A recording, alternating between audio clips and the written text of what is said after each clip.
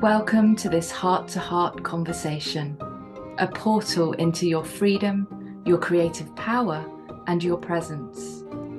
Together, we remember how to create consciously, live in harmony with the earth, and restore the sacred balance of life. Welcome, everyone. Welcome to another Heart to Heart, a space to reclaim your energy, your clarity, and your presence. And as we awaken our multidimensional senses, discernment becomes not just important, but essential. In a world increasingly shaped by frequency and vibration, energy mastery is more than a gift. It's a foundational tool for sovereign living.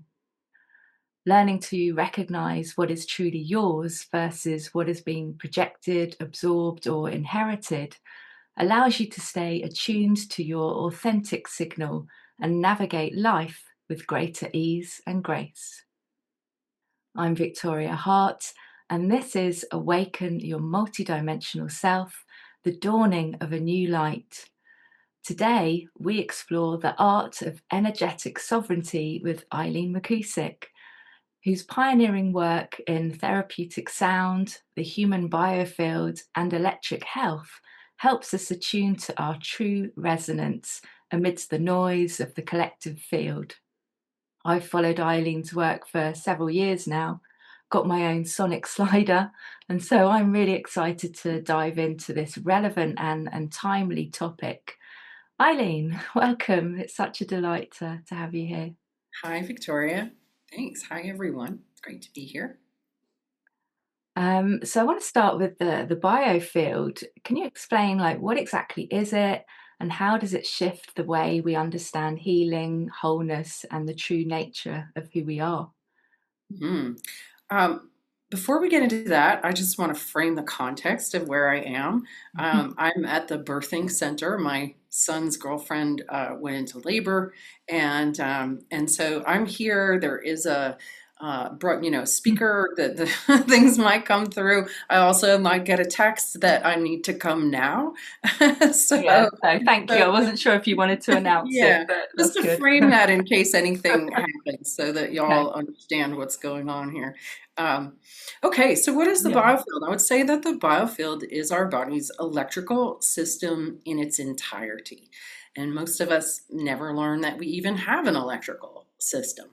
But if we think about it, we realize that our heartbeat is electric, that our brain waves are electric, that our blood carries a charge, information coming out about how collagen and fascia are transmitters of light and energy in the body, information. And even our bones are crystalline structures that make electricity when they are compressed.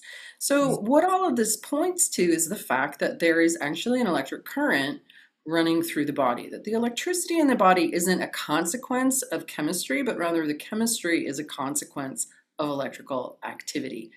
And this is really the difference between being alive and being dead, right? When you're alive, your light is on, your heart is beating, electrical impulses are flowing through you. And when you die, your light goes out, your electrical body. So this is where I would say our biofield, which is the electric current running through us, the magnetic field that surrounds us, because anything that has electric current running through it has a magnetic field around us. So the aura, the human energy field, it's simply your magnetic field. And I would say that this is what our sense of I is, our conscious mind, but it's also our subconscious mind. It's where all our memories are stored. If you think about how you generate a memory, it's through the electrical impulses through your eyes, through your ears, through your own feeling and responses. It's all electrical. So it makes sense that our memories are actually stored in our electrical system, not just limited to our brain. In fact, that's been my work, is that I actually, through using sound like sonar, discovered that the body's magnetic field has a very specific anatomy and physiology, and that our memories are stored in a very specific format in standing waves in the magnetic field around our body. So, biofield tuning is a process of using tuning forks to comb slowly through that magnetic field and actually read the vibrational record of someone's life because your memories are all encoded vibrationally. And that vibration has a very specific language, which is also something that I've decoded. Every emotion produces a specific frequency signature that is you can discern, like sadness when you get into a sad memory off the left shoulder of the biofield. The fork actually sounds sad. And in the same way, we can tell what kind of emotion music is seeking to evoke. We can tell the same thing with tuning forks. You can hear something that might sound angry or something that might sound frustrated. Additionally, every pathology produces a specific frequency signature. So if I'm listening to your shoulders by bouncing sound and listening to the pingback, and you have arthritis in this shoulder, but you don't have it in this one, the sound in the pingback on the arthritic shoulder is going to have a grainy quality to it. Right? So everything in our body is in motion. Everything in motion makes waves, and coherent waves produce coherent overtones, but incoherent waves produce incoherent overtones. And that is what allows the tuning forks to be diagnostic. So we use them to find areas in the signal where the signal is wonky. But then interestingly, because of basic physics, right? Because a strong, coherent signal will overtake and entrain, bring into resonance with a weak, incoherent signal. So the tuning forks will initially reflect whatever distortion is present, but then they will sort of gently coerce the body into a more coherent expression, which can often lead to a resolution of uncomfortable symptoms. So in summary, I would say that the biofield, it's a torus, it's like a bubble. It has a central channel down the middle. It extends about 6 feet away from your body in every direction, maybe a foot or two above and below. And it's you. And it's the part of you, like going back to when you die, that goes out, right? So you are electrical. And I would say the whole concept of the biofield provides us with a bridge between science and spirituality, because when it is in your body, that light is biological, but it's also the part of you that we think of as being your eternal soul. So that's an overview. And as you were speaking, like what I've learned is that thoughts are electrical and the emotions or the feelings are magnetic. So you'll have a thought, but actually what you end up attracting to yourself is whatever your magnetic, like your feeling body. Would you say that's accurate as Mhm. well? Yeah, like some people will say that your vibe attracts your Mm. experience, but I would make that even simpler and say your vibe is your experience. If you're Yeah. stressed, you're going to have stressful experiences. If you're calm and spacious, that's the kind of experiences you're going to have. Yeah, lovely. Thank you. And so you've shared before that the idea that the body is actually inside the mind rather than the other way around. So if we were to approach it with this perspective, how does that help us kind of reclaim our sovereignty and be more conscious then of the energy that we're holding? I came across an interesting quote that was along the lines of that that we don't create space, that we like our space, right? Yeah. So you are holding in your field a particular song, if you will. And that is generative, that is impacting people. And we've all gotten a bad vibe off of somebody that causes us to contract or want to move away. And we've also all gotten a really good vibe off person that's attractive, that wants us to move in, right? Yeah.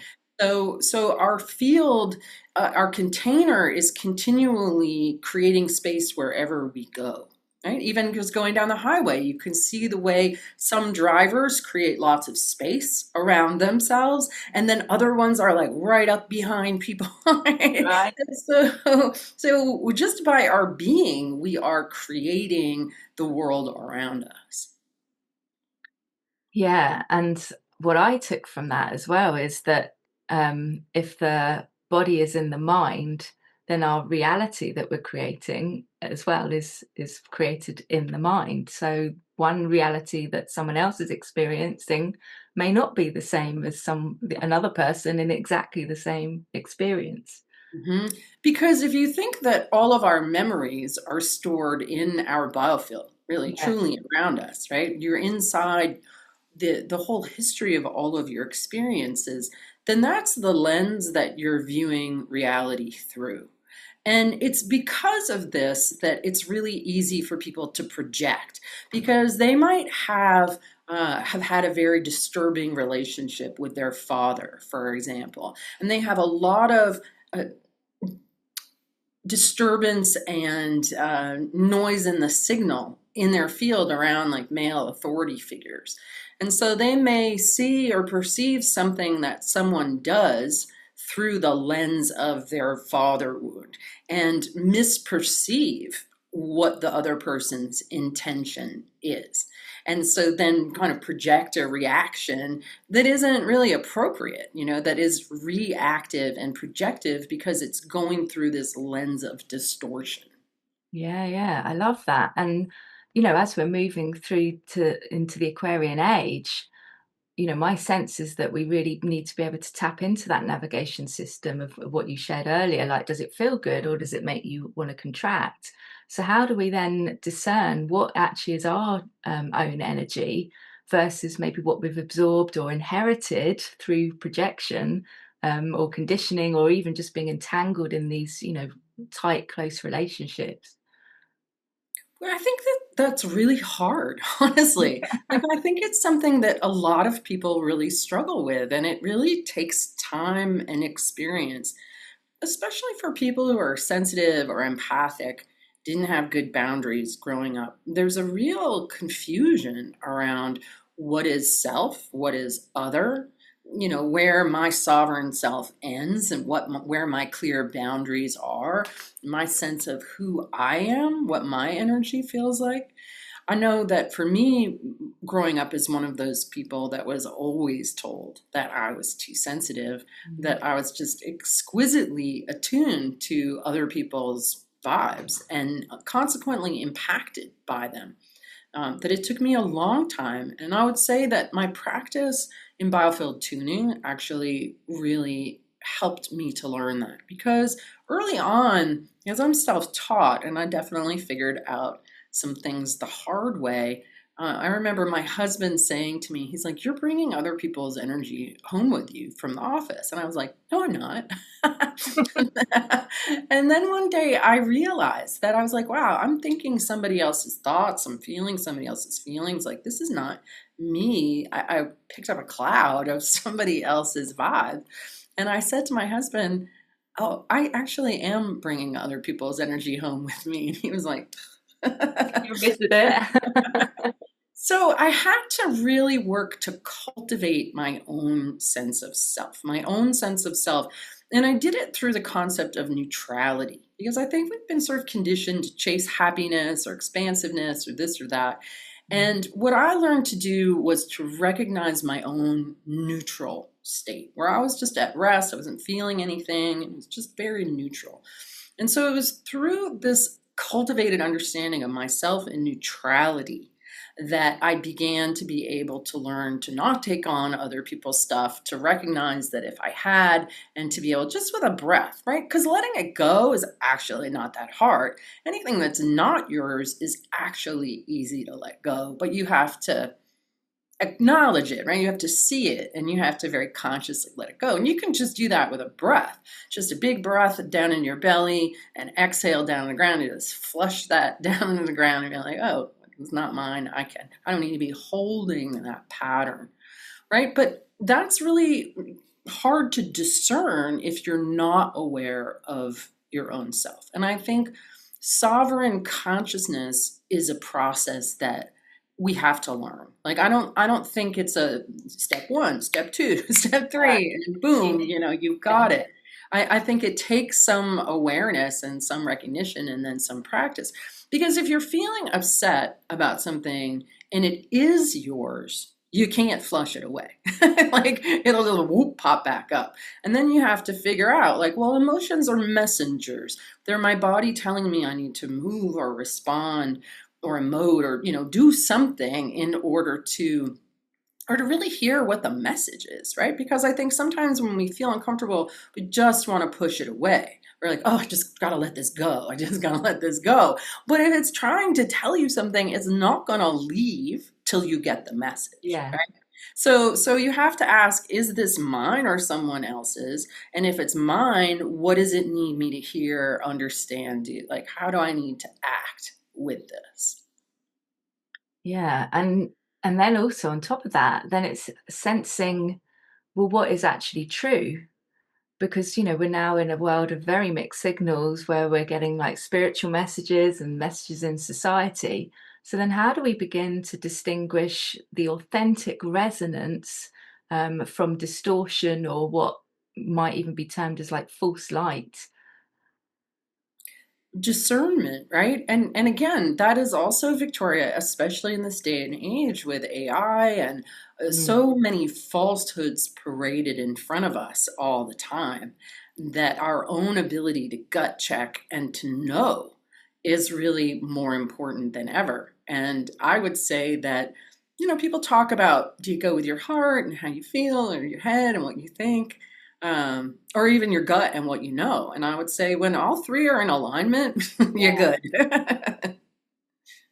Yeah, yeah. And because I suppose because and as I've done my own healing work and brought up all the stuff that I didn't know I was carrying, I start to see that, oh, this is what we're seeing in the collective field. It's humanity projecting all of their unhealed wounds, which is creating, a dissonant vibration than this harmonic one that we're all moving forward into, I feel at the moment. And so I feel that this conversation and learning to tap into how do I feel and knowing, well, what does my energy feel like? Because as you were sharing, we haven't been taught that. We've been conditioned to constantly look outside of ourselves and tap into what's going on around us rather than being really aware of us. And a bit like what you shared, growing up and being told that um, that maybe what I was sensing was not right. So I had to again retune and really start to trust myself, even if other people were not in agreement with what I was sharing. So when we feel something's off, and then because of that conditioning, we might then dismiss it or doubt it.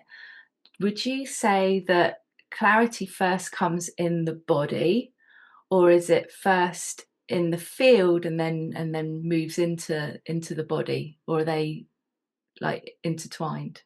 I would say they're sort of instantaneously intertwined. And I think sort of mastery of your own health and sovereignty comes from understanding the signals when they're still subtle, Yeah. because they will become louder and louder and louder if you don't get them when they're subtle. Uh, for me, the mastery of my own health and well-being has really come through attunement to the subtle signals and responding to those, to the best of my ability. And that just takes time and practice. And I think we learn a lot of things the hard way. I think that it's more of a lesson in a hindsight kind of way, right? That we're like, oh, I felt that way and I knew that, but I went against my better judgment and my Yeah. own gut, and that was the outcome. And so in the moments like that, you just have to do note to self. Next time I'm in some kind of similar situation, remember to trust myself.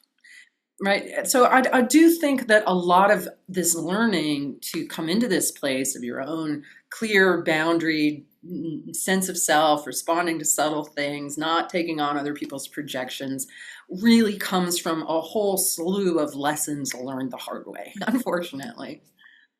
Well, then without some friction, we don't kind of tend to move forward. And I think that's important because obviously with the toroidal field, it's a blend of our mental, emotional, etheric bodies. So we're getting these signals not just from well, certainly not necessarily from what we're seeing around us. It's those little gentle nudges, maybe it's a little hearing, a clairaudience, or an inner knowing not to do something, and then, yeah, as you say, we go against it and learn some hard lessons. But the key is learning that lesson so that we can navigate much easier as we go on. So I'd love for you to talk about the subtle realms a bit more, because you work in, with plasma and ether and all of the multidimensional layers. And so how do we begin to access those and understand how it's really embodied, not just approaching it as a concept?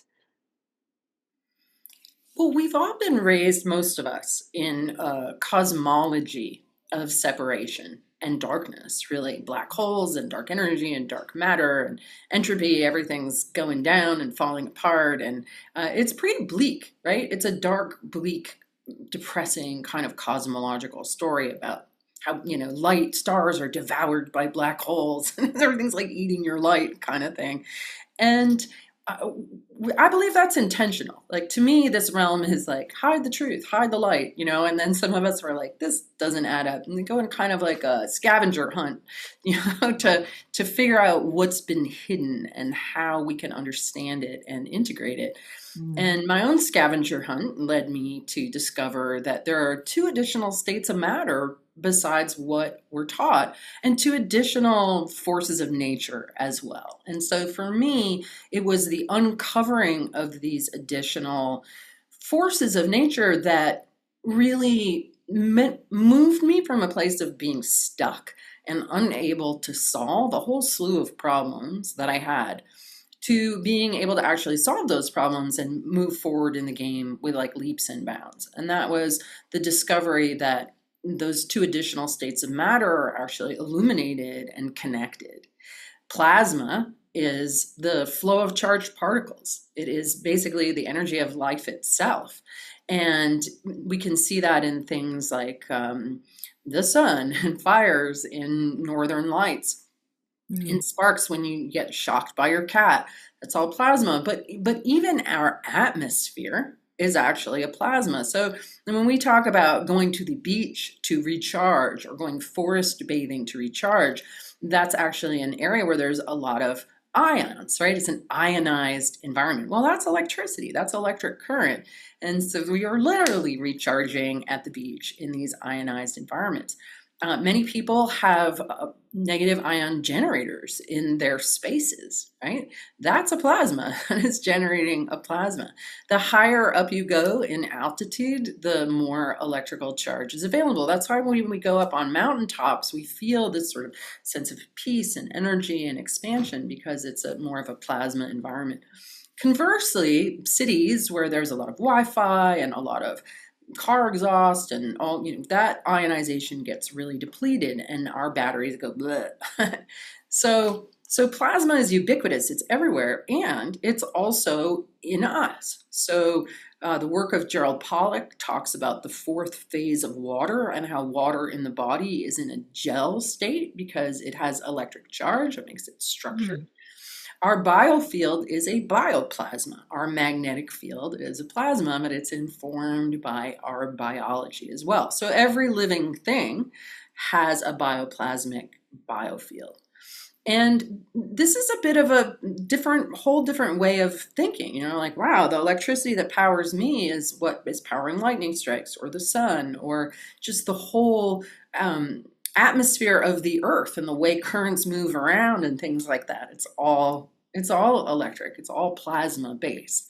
And ether is the next state of matter beyond that. So ether is a concept that was widely recognized for a long time with humanity, this idea that the ground state of reality is a clear ocean of light, and that is what turns into matter. So plasma comes into being through the action of torsion or spin in the ether. In the beginning was the word, and the word is the vibration. It's that movement of current.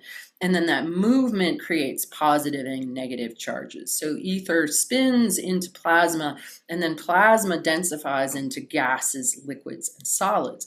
But everything is fundamentally spun light from the same fundamental ground state of reality. So it's all one. Everything is all just one field of light with vibrating forms in it. And so those are the states of matter: illuminated, connected.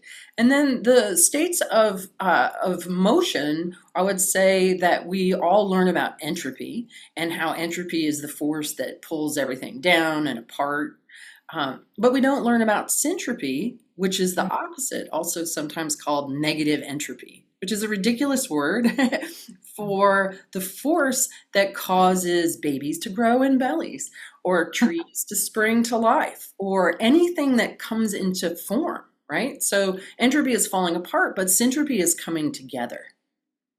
Syntropy. So in our human body, in order for us to be healthy, we have to have strong voltage and more syntropy than entropy. So what happens to people when they end up with something like long haul anything, where they have just chronic low energy, is that they have more entropy in their body than syntropy, and that their voltage is low. So they need a jump start. They need to be kind of kicked back into that place where there's more creation happening than destruction. It's such a simple way of looking at it. Like, this is how we solve long haul anything or chronic fatigue, is just give the body more juice and more order. And then it like flips a switch, and all of a sudden it starts to be able to do that itself. So, and then the other force is levity. So we're talking about gravity and how gravity pulls you down, and part of that entropy pulling you apart. But sound waves produce levity. They produce waves that actually fall upward, right? So when we get introduced to the tuning forks, we're getting that levity, which is helping to instill syntropy. And so once you kind of make use of all of these different things, it's through the ether that I do this at a distance, because it's all one field, right? It gives us so many more tools in our tool belt in the sort of game of life that we're all playing, that really helps us to advance through the levels with a lot more speed and ease. Oh, I love how, is that your... There's something going on outside. Okay. I love how you describe that, and I don't think I've ever heard you or anyone explain it in quite that way. And it's like so fascinating when you really explain it in that way. And oh, sorry, I lost my thoughts. I thought it was the tannoy going off. How do we then take all that on board without then becoming overwhelmed with, oh my gosh, all of this stuff's going on in my body? Does that Like, what do you do? Okay, now I know all well, that. if we're becoming more people are becoming more sensitive, I guess, to the subtle realms, and that might become overwhelming, especially if we haven't got tools like what you teach, and we're not yet in our soul sovereignty. So how do we kind of navigate that when we're just starting out, to start to recognize these subtle realms without the overwhelm, or again, without enmeshing ourselves with others? Hmm. Well, what comes to mind when you ask me that is, I have a series on my YouTube channel called Sonic Sundays. And I Yeah. think there's like 27 of them. They're like a little less than an hour. And they are conversations mostly about the sticky topics of life, which I try to handle very delicately, and tunings. So I think that that's a great, free, easy way to start to get introduced to this, about the different topics and subjects. There's like a half hour tuning in each of them.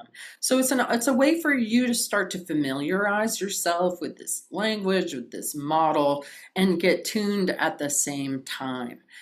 So I would recommend that as a starting point. There's a tremendous amount of education in that series, that probably should be behind a paywall, because it's got a lot of value in Very it. rich. Yeah. Yeah. And that, before I got distracted, as you were sharing about the electrical field everywhere, I was sitting here thinking, well, actually, we don't really need to pay for electricity with so much around us all the time, right? That's part of why it's hidden. I mean, if anybody is into Tartaria or old world architecture or previous civilizations, there's ample evidence that they were harnessing the ether for free electricity. And I think that's part of why ether and plasma have been hidden, because if we knew we had electricity all around us for free, we would be less inclined to be willing to pay those power bills that we get, right? So I think it's pretty evident that humans historically have understood and harnessed this energy, and that we are just literally kept in the dark. Yeah, I think that's important to share. And Dawn's just dropped in your link to the Sonic Sundays on YouTube, which is great. I tune into those as well, so thank you, Eileen. And I would love to know what it feels like for you when you are tuning people and actually hearing whether that's the resonance is coming in or if it's still in dissonance. I mean, I know that often you hear messages, but I'm wondering, do you also get like a physical sensation? Are you listening for a specific sound? How does your internal compass discern what's aligned? That's a great question. Well, I would say on many, many levels. So in my fingertips, I can tell when I'm moving the fork through and I've hit an area where there is a sort of disturbed memory. So I can feel it just tactilely, right? I can hear it.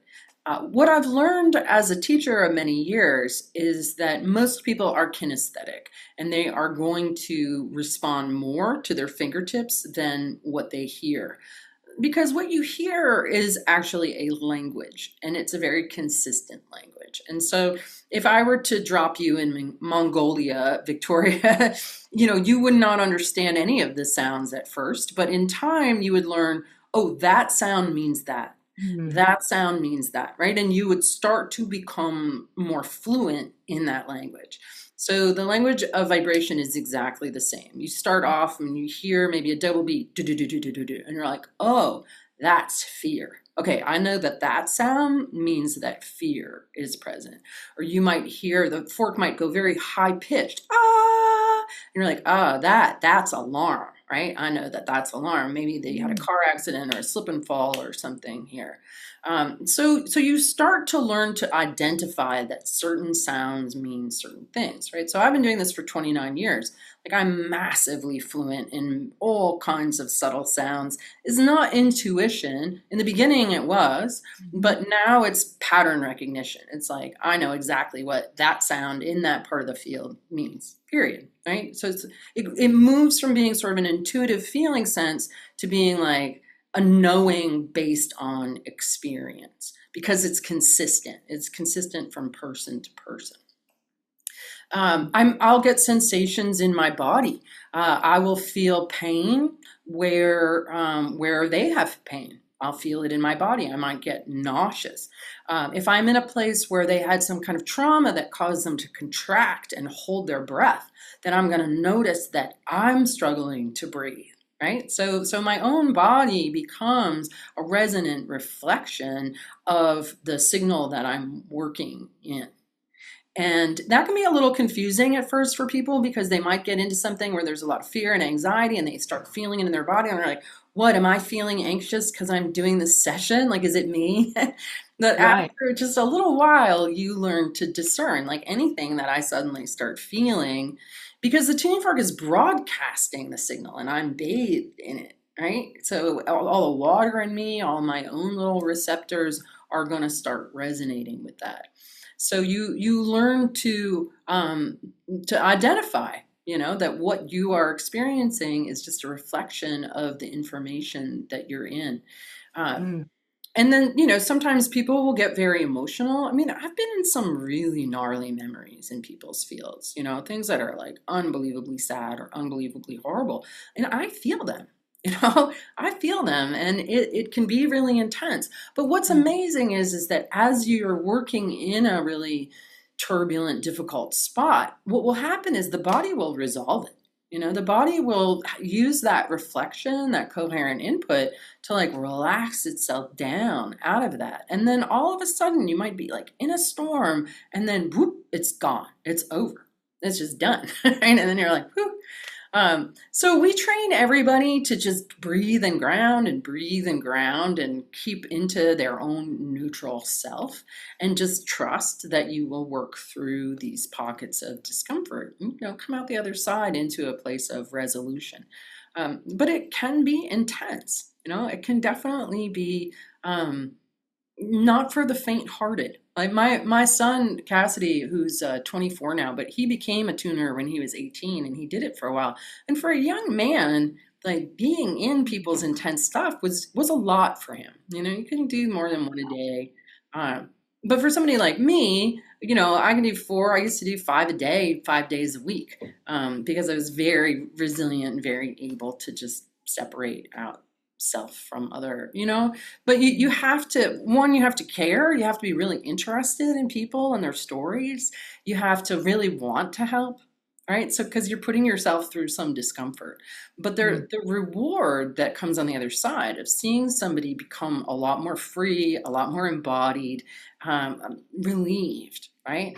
I want to do like before and after pictures of my Zoom sessions. And when I start off working with people, they're often sort of dark and contained. And by the end, they're just illuminated and big and bright. There's like such a change of character that happens as you kind of restore people's self back to themselves through releasing the energy that was trapped in trauma and bringing it back into circulation. Then Yeah. that's essentially what we're doing, is sort of liberating the self that was stuck back into immediate accessibility. And so what people often find after they go through the work is that they suddenly have more energy. They'll go home and they'll bust clutter, they'll clean closets, they'll finish up projects that they hadn't had the energy to, because that energy was frozen and stuck. And with our tuning forks, we loosened it up, harmonized it, and gently brought it back to being. So it's like returning you to you. Yeah, and I'm reminded of something you mentioned earlier as well about bringing the light in, which really you're lighting up the cells to bring back the joy and the play of the inner child. I'm kind of hearing, rather than that seriousness that we've kind of been conditioned to go into as we become adults. And I loved how, I thought it was interesting how you shared you're listening for a pattern, and of course in listening to the patterns you're also breaking the patterns of the conditioning that's held in the body. So I thought, yeah, that's really interesting. There was one more thing that was coming through, and it's trying to hang on to my things as you were talking, that I wanted to reflect back to you. Maybe it'll pop in a minute. It very much is returning your inner child to yourself. Mm, That's really what it is. And I think it's important to understand the end game of healing is actually more play. yeah. Right? I would think, oh, healing is this real serious business, but what's the end game when you restore more and more of your inner child who's hunkering in a corner because of dad being abusive or whatever, and that part of you starts to become back online? What do kids do? They laugh, they play, they explore, right? Yeah, So the end game is really you having more fun in your life. Right? So, exactly. so don't think that healing is like this serious business, because where it's actually bringing you is back to your playful self, which I find really interesting. Yeah, absolutely. Me too. I share that. And also, when we are in that playful state again, we aren't in those fears or worries about what might happen, because naturally as children, we didn't even go there. It was an adventure. So I love what you shared. And that it's just, as you were talking, it's just popped back in what I was going to reflect back to you was, I did your ancestral healing program. I think it was called something like that.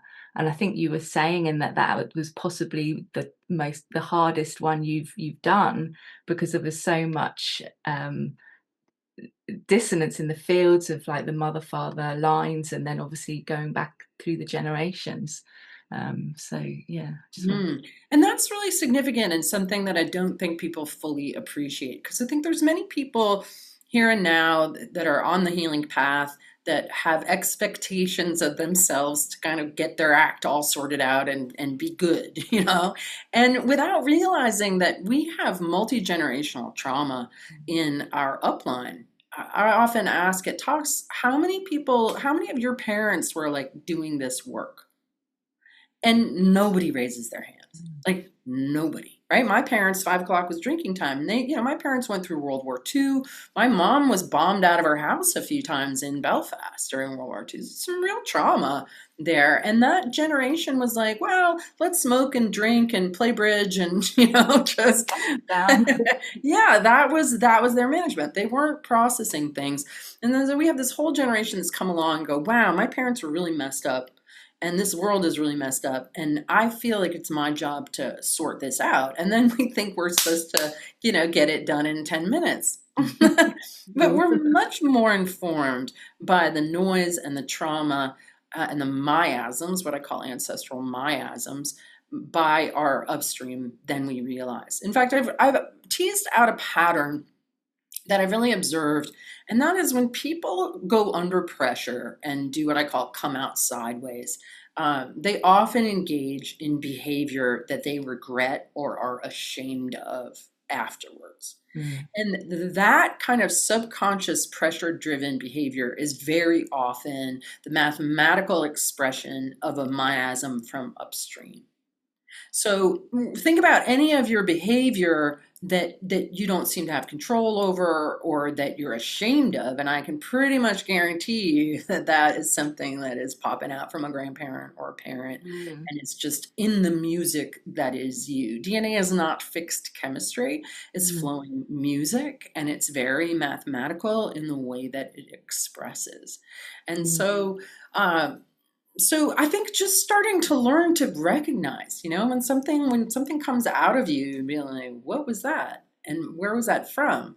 I think my husband and I went through a period for a while that was really helpful where we would reflect back to each other whenever somebody was engaging in subconscious blah, blah, blah, um, or action that was not in alignment with self or that moment, and also whenever we were being self-limiting in our languaging of self. And so having that very conscious reflection of behavior that was out of line or dissonant or not right in a very gentle, loving way was super, super helpful for both of us, because it's not easy to see yourself and to understand what you're doing, right? I do Own think it. that, yeah, that ancestral series is super helpful. I've got another one called, oh dear, energetic repatterning. That's Okay. 6 different sessions, and that also goes in and starts to break up and reflect back those kinds of patterns. I might have done that one as well. But I love what you share because I often think, we're obviously all clearing not only our own stuff, but generations of trauma. And if we could just be that compassionate mirror or just holding that space and recognizing that, oh, she's going through some stuff, stuff's coming up here. How can I hold that space? Rather than, making it about the other us or the other person and lashing out. And I think that's really lovely that you were both able to do that for each other. And of course, that's how we grow together um, as well. Really beautiful. So, your work beautifully demonstrates how sound can restore coherence in the field. So, I'd love to find out if you would be willing to share an example of that so we can experience it for ourselves and then really kind of anchor this conversation into our bodies. hmm Before I do that, Victoria, I just want to share one thought because we were talking about projection, right? And Mm. how to know if something isn't yours. So I just want to give people a tool around that Yeah. that took me a really, really long time to figure out. And that is that I've been married for 28 years, and it was very stormy. Like, we definitely were working out our own family patterns and our own miasms in the process. And it took me a really long time, like an embarrassingly long time, to realize that when my husband was having a moment of projection where he was just in his own story and I was totally innocent and had nothing to do with any of it, that to just not add any sticks to the fire. Right. Just don't add a single stick. If you know that you're innocent and you know that they're projecting, just keep your mouth shut and don't add fuel to the fire. Don't engage, because their own little miasmic storm will pass. And if Mm. you start getting defensive and making it about you and taking offense and da da da, you're just gonna create an inferno. right? So I just, want people to really Yeah. realize that if you're with someone that you know is projecting, that they're having their own little biofield storm, just be a container and let it go by. Just let it go by without fueling it at all. I think that's so important because then you're just creating a drama and then it gets bigger and bigger, and then you may not be able to get through that because Yeah. of throwing all those sticks on the fire. Exactly. And for most of us, especially, people who are more yang, I'm very combative, like, it took me a really long time to learn, just like keep my mouth shut, make space, it'll go by, and then it'll be fine. So, so just resist the temptation to engage when you know you're not really part of. Well, and that takes self-awareness as well, right? Because you Yeah, know that you're innocent and just accept, okay, I know, without doubting again the own energy that you're sensing, and being yeah, able to hold that space. yeah. So beautiful. Thank you for bringing that Yeah. in. Really. Yeah. Alina said that that it's simple but not easy. And it's true. It's true. It's not easy, but once you get it, things get easier. So That's why we can call it a practice. definitely a practice. It's definitely a practice. Yeah. Okay, so let's just have the experience of a few different forks. So I have my forks here next to me. I have in my toolkit I have 5 weighted forks. So this is a weighted tuning fork, the sonic slider, like you've got. And the weighted forks don't make any sound. We use them on the body. We can also use them in the field, but primarily a weighted fork is placed on the body. It sends vibration in and can just help us to relax and kind of find our right rhythms. The unweighted forks we don't put on the body because you don't really feel it. So this is kind of pointless to put this kind of fork on you. But what we can do is we can hear them. And so I have 5 weighted and 5 unweighted forks. So I'm just going to kind of go through a sampling and a little sample tuning as we go. So I'm going to start with I'm actually going to start with 174 hertz. So this is my primary fork in biofield tuning. And this is really a useful fork for field combing. This is the fork that really taught me the language of vibration. It's really easy to hear the overtones and undertones and start to discern what's going on. Whereas with a higher frequency fork like a 528, for example, you don't get all of that spectrum of information. It sounds beautiful, but if you're curious about learning the language of vibration, which I think everyone should be because it's endlessly fascinating, this fork is a really good one to use. Okay, so I just want to invite everybody to settle into their seat and really feel your feet on the floor and feel your butt in the chair.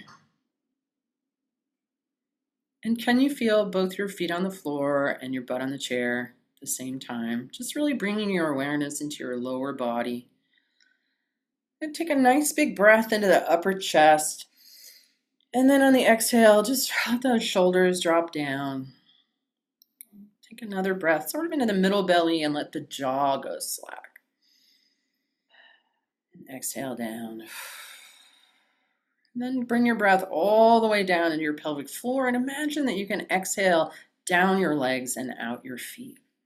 And so your job in listening to the forks is simply to just be curious about your somatic experience. What's going on in your body? Just listening.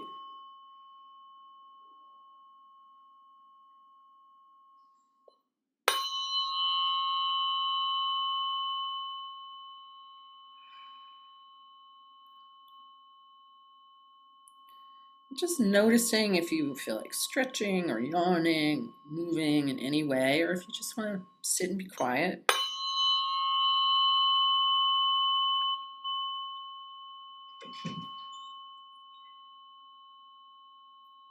So I'm listening to and sort of reading the information that the fork is broadcasting. And I'll say that, like, it might be because I'm in a hospital, but there's kind of a tired, sort of dull quality in the sound. Kind of like life's just gotten kind of heavy and sort of ridiculous. And I'm sort of going around in circles and not really feel like I'm accomplishing what I want to. I feel sort of hemmed in and sort of tired. Right? And that's the kind of vibe that's coming through. And I'm listening to everyone who's live on this call and everyone who will listen to the recording, right? So there's a kind of like bleh sort of feeling here. So then that's an invitation to maybe lively up, to get some champagne bubbles moving in the signal. Right? So we're going to invite the system to get livelier. Kids are very lively. They're very illuminated. They're very energetic. They're very enthusiastic. They're very curious, right? Adult energy is like, duh, duh, duh, duh. Kids are like, yay. So just inviting the water, the vibrations in the water, the way electricity is flowing through your signal to get a little more excited about being alive, a little more yay in what is possible. And when I work, I get kind of wiggly as energy starts to shift and move, right? So I got a little bit of a wiggle coming up in my system. And that's just a sign that a pattern is changing. You sort of shake off the old pattern and shake in the new.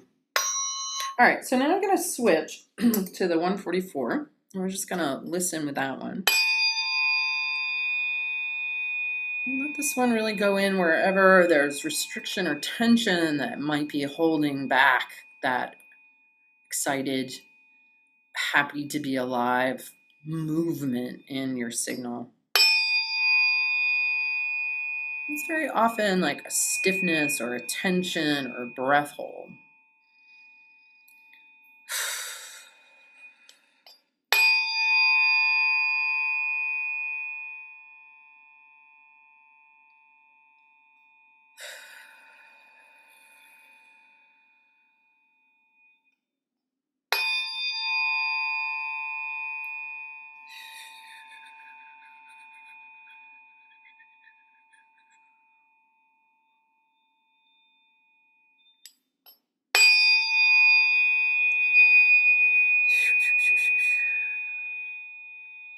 They're all actually much bigger and more expansive, really even more huge than we let ourselves be.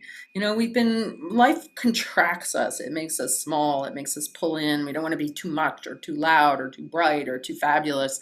And so we diminish ourselves. And so I just want to invite everyone to set free your genie in a bottle of expansive bigness, because we need to be big right now. Like these patterns of holding and holding small are over. It's really time to lengthen the leash of self and be willing to own your bigness without shame, without shrinking or apologizing, to have the audacity to be your authentic self. So I just want to give everyone permission to have that audacity to express yourself truthfully and diplomatically. Like being authentic and being offensive do not go hand in hand. I think you're all mature enough, there we go, to have the freedom to be kind and respectful and authentic all at the same time. Yeah.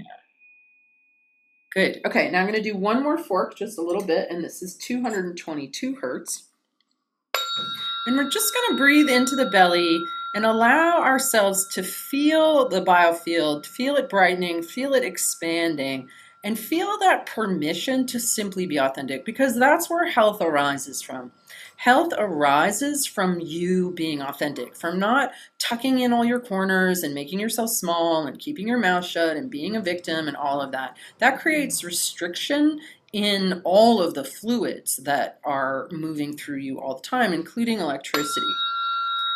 And so we want to open up all of those channels and pathways of light, of lymph, of blood, of awareness, and just jimmy them all open a little bit so that who you are, the light and the fluid and the pattern of information you are, has this liberty to just expand and brighten.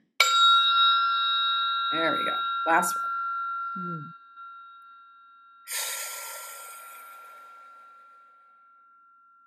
Okay, big breath all the way down into the belly. And exhale. down to the ground, give yourself a little wiggle and a shake, and then come on back. Yeah, awesome. I did Yeah, actually hear it change. Was it the third one when you heard it? I felt like yeah, I it got really sensed it. bright at the end there. Yeah. Yeah, Well, in the yeah, beginning, it was more my throat, and the first two were throat area and up. And then the last two were probably solar plexus and heart area for me, mhm. anyway. Yeah, right. Yeah. And everyone's going to feel So it them in makes different sense. places, and Mm. uh, right. Did you feel a little brighter and a little more expanded? Yes, I do. And I'm obviously holding the space here, so I was aware that, oh, hang on a minute, I also need to loosen up a little bit. So yeah, thank you for that. Yeah, Awesome. Would good. anyone like to share? And should we open the floor? Would anyone like to bring in a question for Eileen about what we've talked about today, or anything that she's shared? If you want to Yeah, raise feel your free hand, to tell us how, or you can just share in the chat what you noticed in that yeah, you tuning or can pop any in. questions that you've got. And you won't be on camera in the recording, so feel free to come on if you'd like to. You can unmute yourself, or we have another Eileen. Hey. Hello. Um, Hi, I'm Eileen as well, and I am a certified biofield tuning practitioner, and I agree with everything Eileen just said. I always try and, anytime Eileen is doing a mini tuning or anything, I'll try and get on just to hear. So Mm, that's why I came on today. So, just been tuning for about 3 years, certified, and always learning something new every single day. Every tuning I do, they're never mm. the same. So I'm just, trying to just learn as much as I can and really just, keep practicing. So that's mhm. all. Just wanted to Yeah, say, nice. been Thanks, to your, Eileen. the practitioner trainings as well as the advanced. So, Great. really in Yeah, person last May. So I really nice. enjoyed everything Eileen has to teach I Yeah. bet. and that she Yeah. does. Nice. Thanks, Eileen. Yeah, Sure. that's one of the things that I really love about tuning is that you really do learn something new every time you do a Yeah. session. And I've been doing it for almost 3 decades, and I Mhm. still learn, see, perceive new Yeah. things constantly. And for people who love to learn and love adventures, right? Because every time you go in to do a session with someone, you have no idea where you're going, you have no idea where you're going to end up, you don't know what's going to happen. And so Hmm. not only are you learning, but you're going on these tiny adventures with people, Right. which I really love. Yeah, well, it's the inner children on a little journey together, right? I like that. Exactly. Thank you so much, Eileen. That's really Yep. great that you Thank shared you. that. Awesome. Anyone else? Anyone else have a question? Gonna pop on. We've got Judy. Hi, Hey. yes. Um, I have a question. I've been energetically flattened time and time again throughout my life. I actually did do the foundation course online, and I think again, being so absorbent, I just I couldn't take it any further, which was really upsetting for me. And I am coming back from being laid flat again, and I just wondered, I've got all the forks, and I just wondered whether there was a daily practice I could just start to do to come back from a real zero place, the Mhm. lowest of the low. Well, so a few things come to mind. The first one is I want to just give you permission to be incredibly selfish. Because I think that when it's through selflessness and service and spreading ourselves too thin and not having good boundaries that we end up in these positions where we get laid out. And I've had a few of those incidences myself. I've burned myself to like blackened toast stage on several occasions. And it was always from overextending myself to take care of others and denying myself and my own well-being. And it took me a really long time to have the self-worth to prioritize myself. I think that that is not easy to do. And especially if we grew up in an environment where our needs weren't met, we start to believe that our needs aren't important or we don't even know what our needs are. And everything becomes other focused. And so, just like I want to invite you to not have any guilt around the process of putting yourself first and foremost. But as far as how you can make use of the forks, certainly the sonic slider when you use it in the capacity, the sliding capacity, where you slide it on yourself, what this does, the more that you do it, it actually goes into your bones and it stimulates your bones, right? Because your bones are electric. And so when we are under stress, so they figured out that adrenaline does come from the adrenals, but additionally, where we draw energy from when we're at the bottom of our tank is actually our bones. Right? And so that's why how people end up with osteoporosis is because the body has been running on fumes and keeps pulling from the batteries that are the bones. So using the sonic slider with this sort of intention of I'm stimulating my bones, I'm putting vibration and energy into my bones. Okay. So that's something that you can do. So sternum is a great place to just do that. And you can use the sonic slider for as long as you want, right? Until you kind of get tired of it. You can use it multiple times a day. Another thing to remember is that in the electric health model, most of our energy comes from our breath. When you breathe in the plasma atmosphere, your blood goes from dark red to bright red. That bright red is the light in the atmosphere that you're breathing. So if your breath is weak or shallow, or you hold your breath, or you rest subconsciously on that inhale or that exhale, especially if you overthink. So there's a tendency in people to lock the diaphragm, lock the shoulders, and spin in the head, right? So this is thinking your feelings instead of letting yourself feel your feelings. You will be exhausted by 3 p.m. if that is your default wiring, right? So becoming aware of your breath and how and when you're holding it, right? Getting outside, sunlight is going to charge you up. Bare feet on the grass is going to charge you up. Toning is going to charge you up. The work that I do in Sing the Body Electric, using your voice from the inside, I feel so vital after I spend an hour toning. It was just crazy how much energy is going through my body from the vibration, from the breathing, right? Also, like, what are you excited about? Can you give yourself permission to follow your ahs, right? Because the more, your life is like, I get to go do that. I get to go do that. Yay, right? Then you're going to start to feel that way. If you're doing, I've got to do this. I've got to do that. Your body's just going to go in, Ville. Right? So this is, again, the audacity to be a kid and follow your ahs. Be like, yay, I'm going to get ice cream right now. Yay. You're not going to feel guilty about it any more than I would want my 5-year-old to feel guilty about it, right? Enjoy an ice cream, enjoy a popsicle, enjoy putting your feet in the river. What these childish delights, to give yourself permission to delight yourself. Okay? And that can be hard when we've kind of done this and we're like, what? Delight myself? How? All right. So and understand that it's just a process and a practice. And then just lastly, you can do tunings on yourself on your own hologram. You just imagine that you're on your treatment table. You already understand how to do a basic adjustment. Try some of that. Try some distance sessions on yourself. Yeah. Brilliant. Thank you. Yeah, you bet.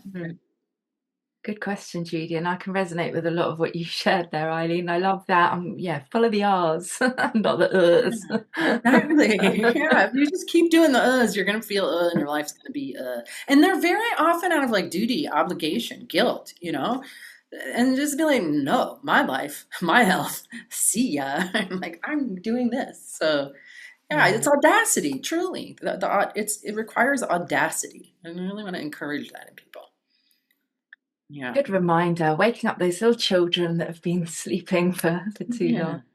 Anyone else? Does anyone else have a question for Eileen or a comment on what's been shared?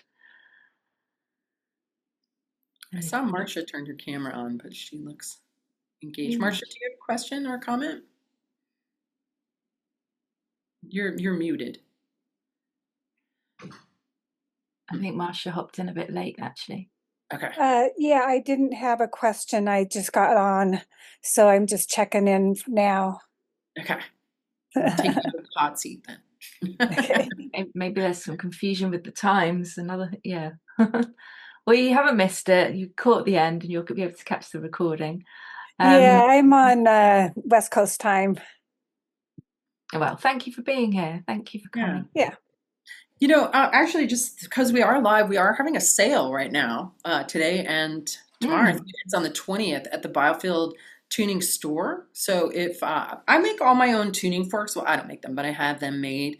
There really is a very big difference in quality between my sound healing tools and cheap forks on Amazon. They're not the same. And if you are interested in this and you're like, wow, I want to get some tuning forks and like learn how to do this, you're not going to get any satisfaction with a 174 or a 128 from Amazon because they're just not designed for this work. So my forks are more expensive because they're precision instruments, and but they are on sale. So, and especially for anybody in the UK, the sale will help offset shipping charges. So please invest in quality tools if you are going to be a sound healer. Cheap bowls, cheap anything is just cheap, right?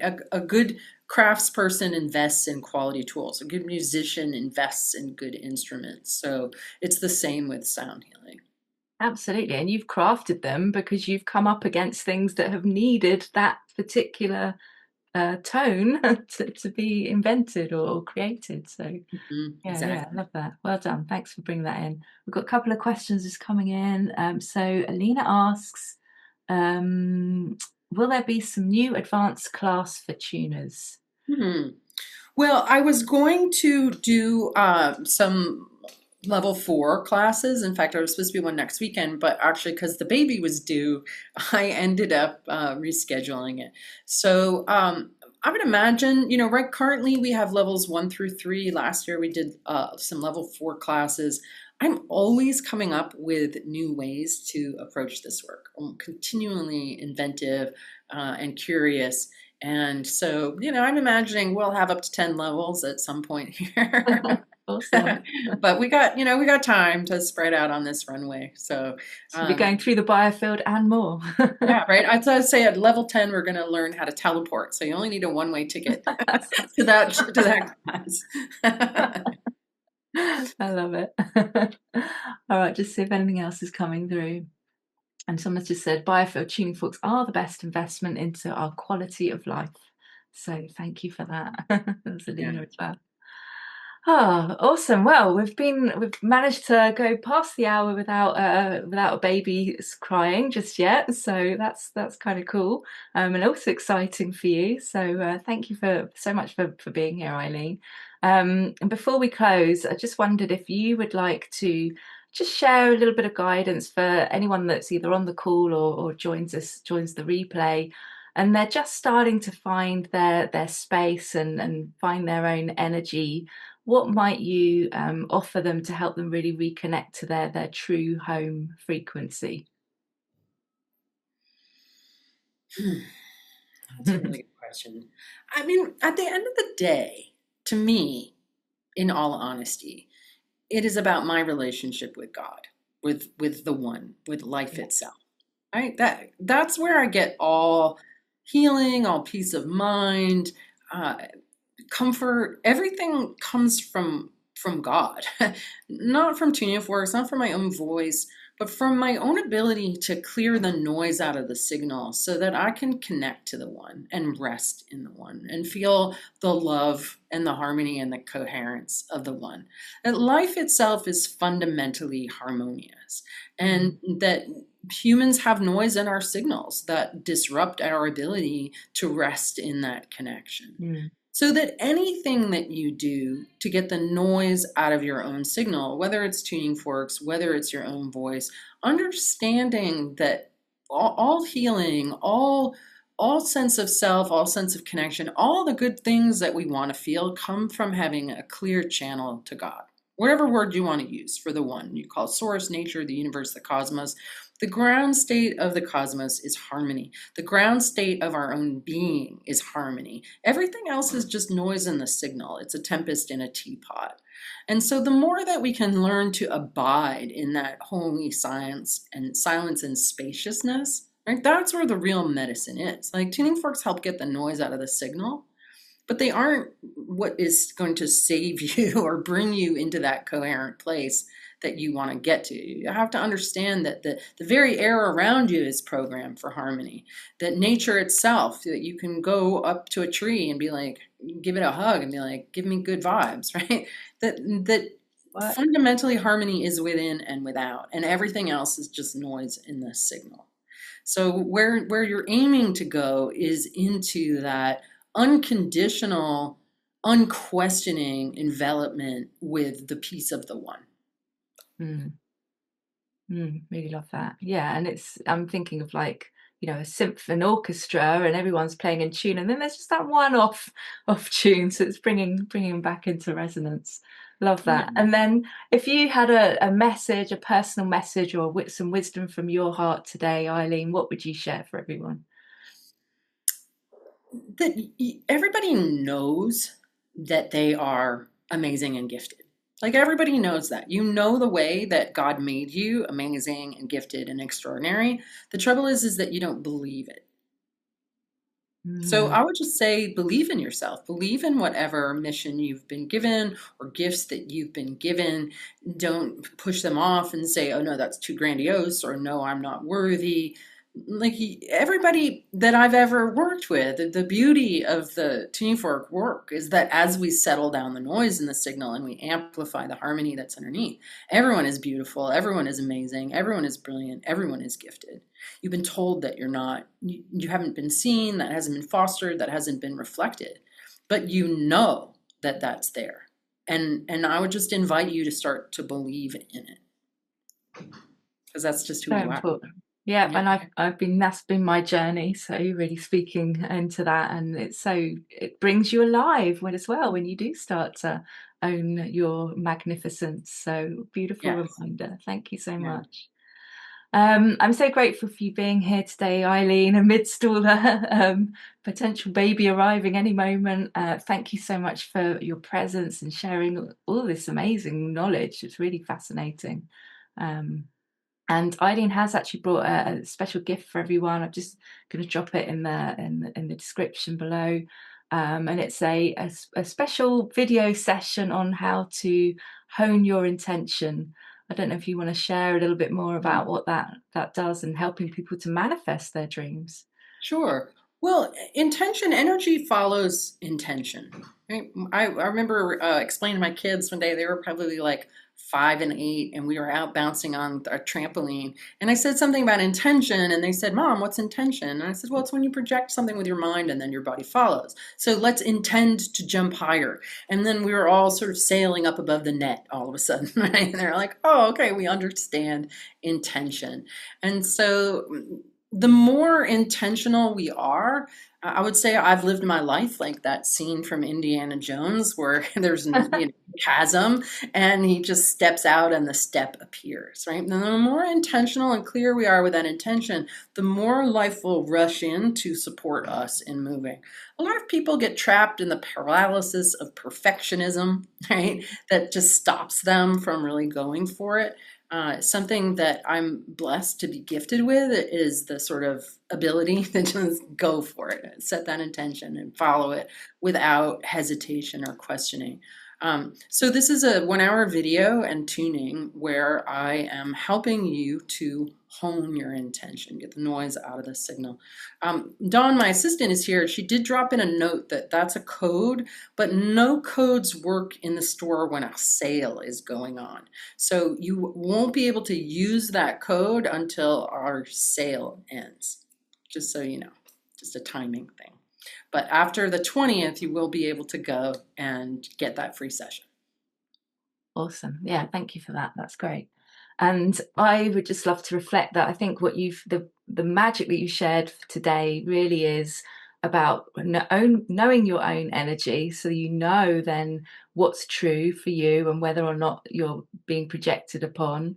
And then if you are being projected upon, as you shared with your husband and you working through your stuff, don't throw sticks on the fire. Hold that space and allow that process to move through, and it will move through so much quicker. And a last note is follow the R's. I really love that. So thank you. Follow your R's. Absolutely. Well, thank you to everyone for joining us as well. Thank you again, Eileen. And we'll look forward to seeing you for another multidimensional conversation next week. All right. Sounds great. Thanks, Thank everybody. you. Good luck with the baby. Thank you for joining this heart-to-heart conversation. As we awaken to freedom and remember our true nature, we restore harmony between humanity and Mother Earth.